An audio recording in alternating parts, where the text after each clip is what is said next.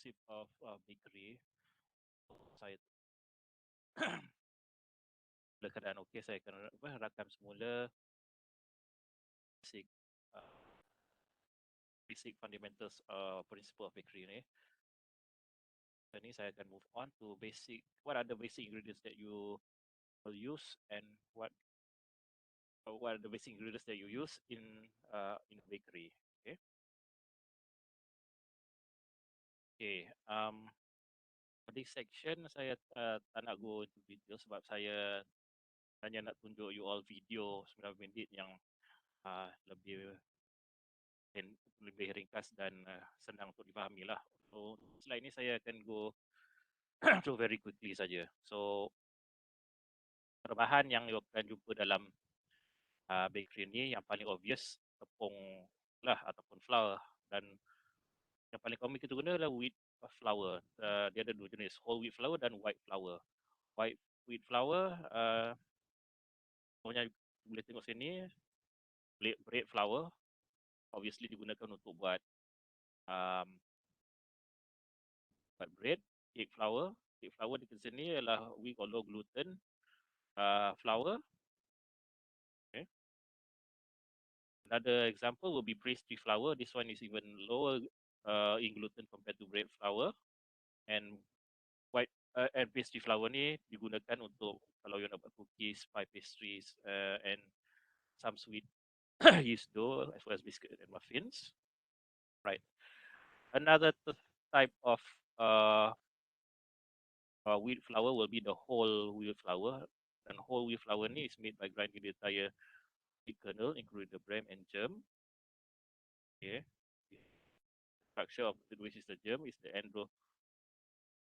embryo of the flour. It's high in fat and can become rancid, and because the whole white flour does not keep as well compared to white flour.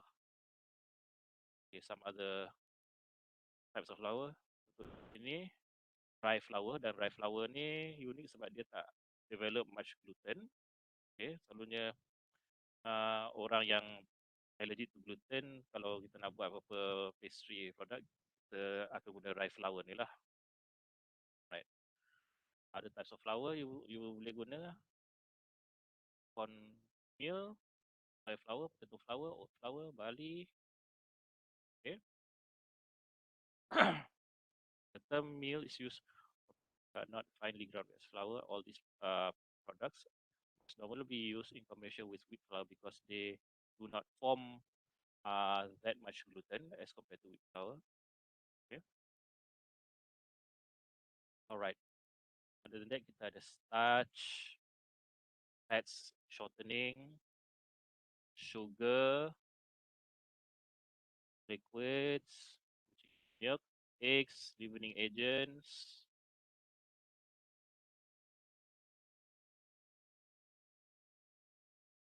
salt and flavoring as well as spice ingredients, cocoa, extracts and emulsions. That's about it. Okay. All right. For the full explanation of the ingredient, please watch the following videos. Yeah. Yeah.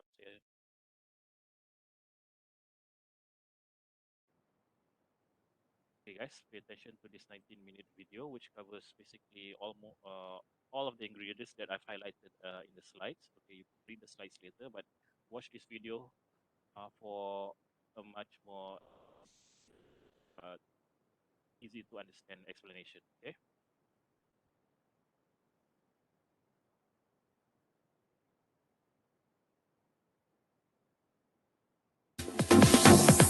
Pastry production. Its characteristic and in baking. Knowledge on the different baking ingredients, its characteristic, and proper usage can be a great lift for you to do baking successfully. Keeping basic ingredients in your pantry will enable you to bake anytime. The major ingredients in baking.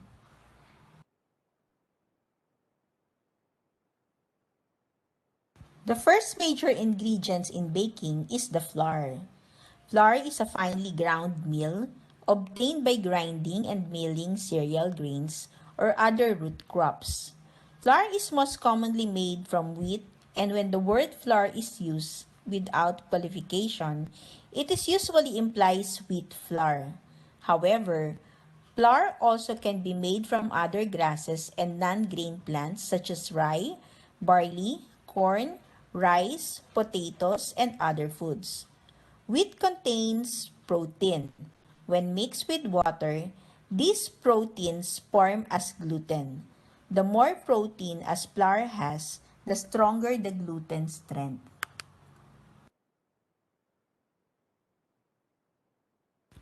The classification of flour is based on the amount of protein. Protein determines the gluten strength of the flour. Gluten gives the dough its shape and form.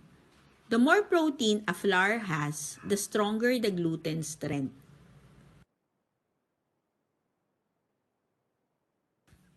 Types of flour. First is the bread flour. It has the highest amount of protein, around 12 to 14%. Thus, it has the strongest gluten strength.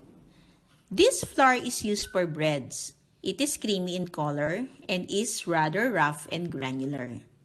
The high gluten content causes the bread to rise and it gives shapes and structure. It is also termed as hard flour. It is commonly used for yeast breads, any sturdy baked good where chew is desirable.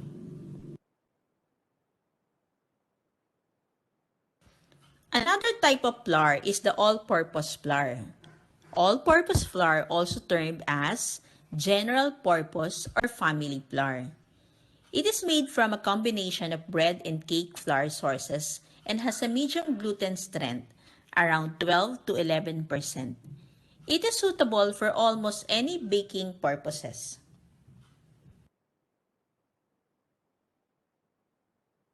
The next type of flour is the cake flour, sometimes called soft flour, as it is milled from soft white wheat. It is comparatively low in gluten, around 7 to 9%, and so results in a finer texture. It is described as the weak because the products made from it are tender with delicate texture. It is good for making cakes and cookies where a tender and delicate texture is desired.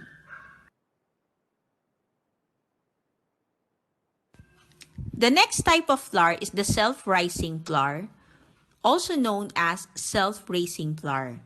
It has a gluten of 8.5 to 11%. It is a variety of white flour that has salt and baking powder already combined into it. This variety of flour can make quick work of simple recipes by combining three ingredients into one. The baking powder is also evenly distributed throughout the flour so it gives an even reliable rise to baked goods. It is best used for quick bread such as biscuits, muffins, pancakes, and scones.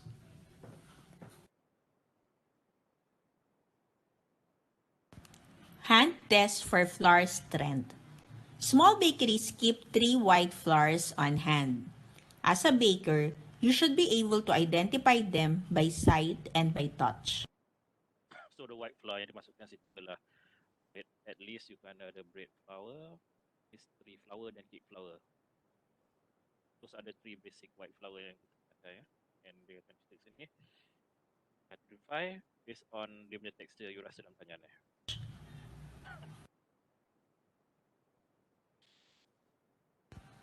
The next major ingredients in baking is the sugar. Sugar is a sweet, soluble organic compound that belongs to the carbohydrate group of food. They are simplest to digest among all carbohydrates.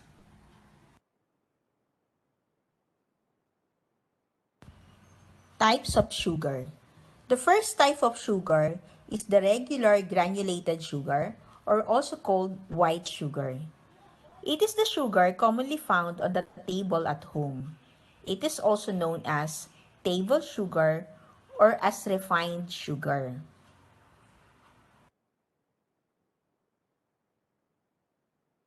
The next type of sugar is the confectioner's sugar or powdered sugar. It is a granulated sugar that has been pulverized. It is added with 3% cornstarch to prevent lumping and caking. It is frequently called confectioner's sugar because it is used in making frostings and icings. Be honest, do you really want to watch a video that looks like this? There's a good reason why present. Okay, skip. Another type of sugar is the brown sugar. It contains caramel, mineral matter, and moisture.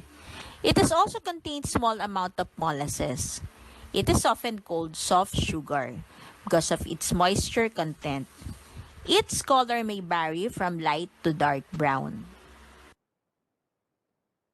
The following are the effects of sugar in baking. It increases dough development. It makes the color of the crust richer. It improves the nutritive value, flavor, and aroma of the product. It makes the bread more tender. It increases the volume of the loaf. It serves as a food for the yeast. It contributes to the moisture content of baked products, increasing its storing quality, and acts as a creaming agent.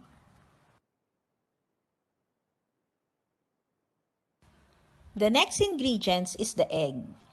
Eggs are considered a complete protein containing all the essential amino acids humans use to build other proteins needed by the body. Both the yolk and the egg white contains protein. So whole eggs or their separated components may be used to set liquids. They represent almost 50% of the total cost of any baked products. Thus, consider the baking ingredients with the highest cost or expense.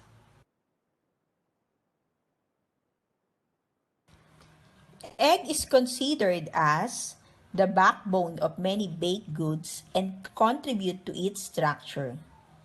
Egg also provides steam for leavening and moisture for starch. Egg represents almost 50% of the total cost of the baked product. Thus, consider the baking ingredients with the highest cost or expense.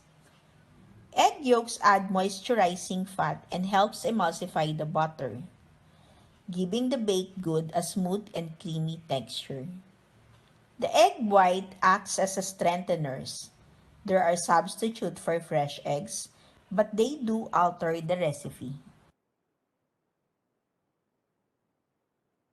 Uses of egg in baking. Eggs as well as flour are the structural ingredients in baking. Eggs provide leavening, add color, texture, flavor, and richness to the butter. It also acts as a stabilizer in mixture that inherently want to separate into two parts, like oil and water. They are very important in helping to bind all the other ingredients together. Beaten eggs are used as leavening agents as they incorporate air into the butter, which will expand in the oven and cause the cake to rise. Eggs are used as thickening agent. Eggs washes are brushed on many baked goods to create a golden shiny top. The egg white provides luster and the egg yolk color. Egg whites are used to make meringue. The next ingredient is the shortening. Shortening is any fat which when added to flour mixture in Shortening is any fat which when added to flour mixture increases tenderness. This is done by preventing the sticking of gluten strands while mixing so that the gluten is shortened and makes the product tender. The taste of the baked product depends greatly on the flavor of the shortening. Here are some examples of shortening. First is the oil. Oil made from plant products such as corn, cotton seeds, soybeans, peanuts, and other sources. As a rule, you can substitute oil for melted shortening. Among produced oils, corn oil and vegetable oils are commonly used in baking. Unless specified in the recipe, olive oil should not be used in baking. The next example of shortening is the butter. It is made of fatty milk proteins. It contains around 80 to 85% fat, 10 to 15% water, and 5% milk solids. When used in baking, it contributes flavor and tenderness. Butter remains solid when refrigerated, but softened to a spreadable consistency at room temperature and melts to a thin liquid consistency with a temperature of 32 to 35 degrees Celsius. The next example of shortening is the margarine. It is made from hydrogenated vegetable oil. It contains 80 to 85% fat, 10 to 15% water, and 5% salt. The hydrogenation process makes oil as solid.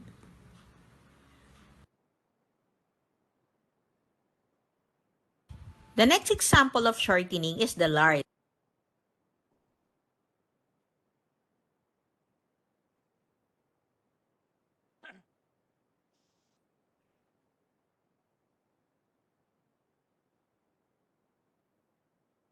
It is made of fat. The next example of shortening is the cocoa butter, the ivory-colored natural fat of the cocoa beans extracted during the manufacture of chocolate and cocoa powder. It gives chocolate its creamy, smooth, melt-in-your-mouth texture.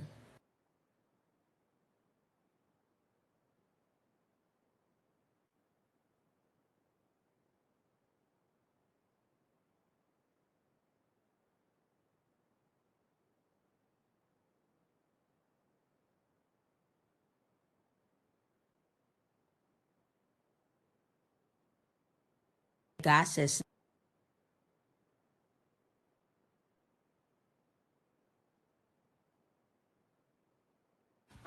The next ingredients are the leavening agents. Leavening agents are the gases that cause the dough to rise. When a dough or batter is baked, it is sets and the holes left by the gas bubbles remain. This is what gives breads, cakes, and other baked products goods to rise and increase its volume. It is a substance used in baking to make a product rise so it becomes light.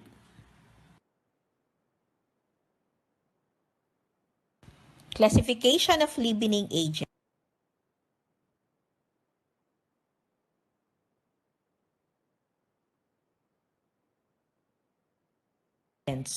First is the chemical leaveners. Chemical leaveners are chemical mixture or compounds that releases gases, usually carbon dioxide. Chemical leaveners are used in quick breads and cakes as well as cookies.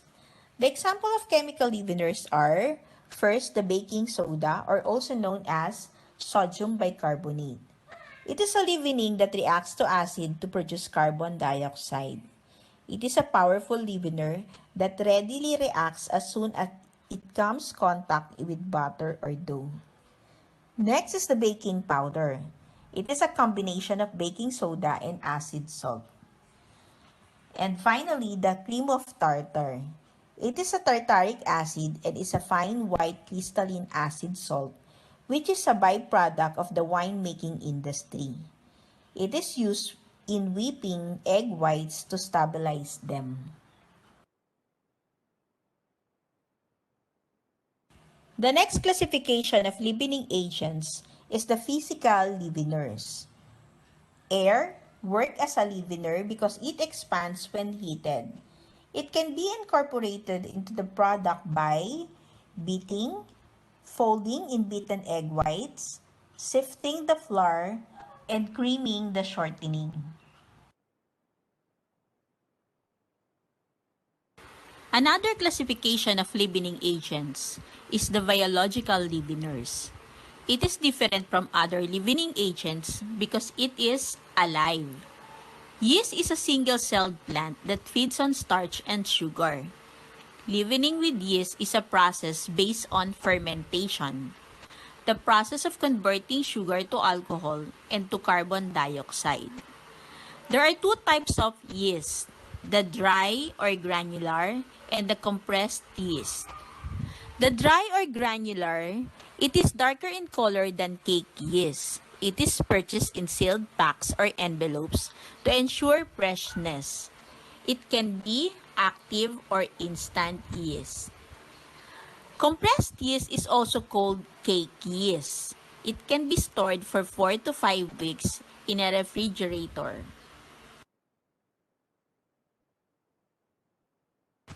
Liquid ingredients in baking. Liquid ingredients provide moisture to rehydrate and activate the yeast and bring together the flour and any dry ingredients to make the dough. It is also improve the formation of gluten strands during the kneading of dough. Type of liquid ingredients used in baking. First is the water. It is the cheapest liquid used in baking. It performs vital role in baking, making ingredients rehydrated. The right amount of water helps dissolve all other ingredients in batter and in dough to form smooth, workable mixture. In that way, water acts as a binding agent for any baked products. Another type of liquid ingredients is the milk and other dairy products. Milk and cream, like water, moisten dough and batters. It gives finer, more velvety grain. It adds Yes, bila you tambah milk as compared to air, dia ada flavor sikit lah. flavor. It helps the product stay longer. Milk and cream also create a fuller, moister texture in baked goods and help them brown on the surface. They also contribute to the nutritive value of baked goods.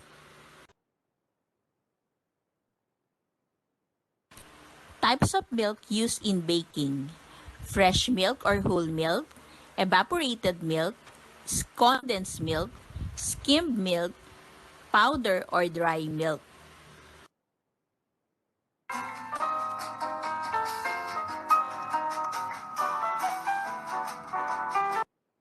So summary of milk, apa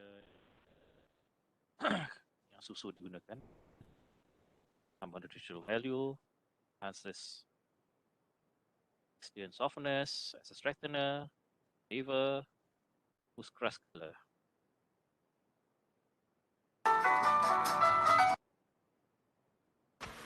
The minor ingredients in baking. Minor ingredients in baking.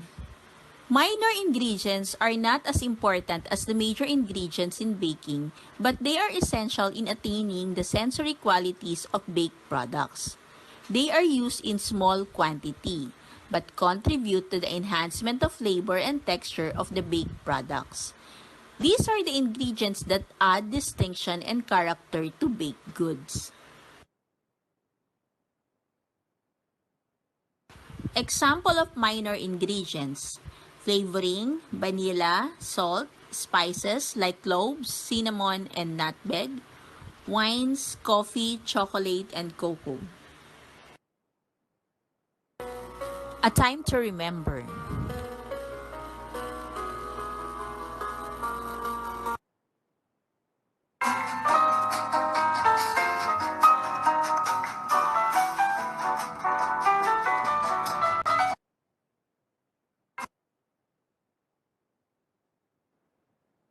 Okay, guys, so that's basically it about the common ingredients used inside a bakery, from tepung, shortening, to agents, to the liquids, sing memainkan peranan dalam menghasilkan produk pastry yang bagus. Okay, alright, so that's basically the end of for this topic. See you inshallah in next week for the next topic.